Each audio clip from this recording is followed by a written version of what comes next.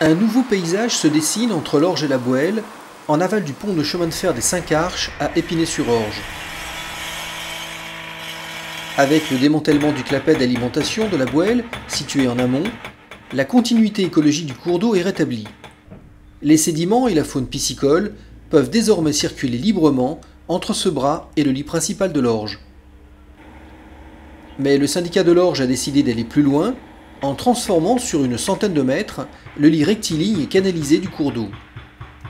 On a décidé, en plus de démanteler le clapet, de profiter de l'espace qu'on avait disponible pour pouvoir reméandrer la rivière, donc la Bouelle, pour permettre de retrouver ces zones de sédimentation où on a des dépôts et des zones plutôt érosives où là le courant est un peu plus fort, et donc ça permet aussi de créer une diversification des habitats pour les poissons, avec des zones plus calmes, des zones de repos.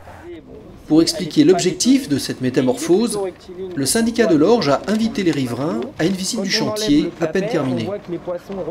Après une présentation des missions du syndicat et des enjeux écologiques des travaux engagés, les habitants du quartier ont pu découvrir le nouveau profil de la rivière et obtenir des réponses à leurs interrogations.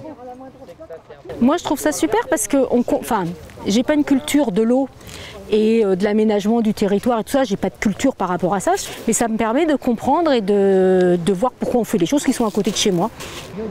Je pense que c'est une bonne idée d'avoir associé à l'effacement du clapet la revégétalisation, la revitalisation de l'Orge. C'est bien plus intéressant que d'avoir des berges verticales, voire bétonnées, quoi.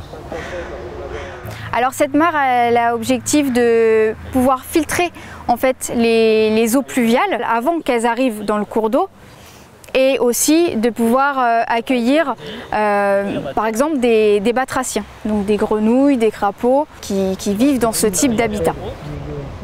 Je ne pensais pas qu'il y ait autant de choses qui pourraient se réinstaller par la suite. C'est surtout ça, tout ce qui est biodiversité.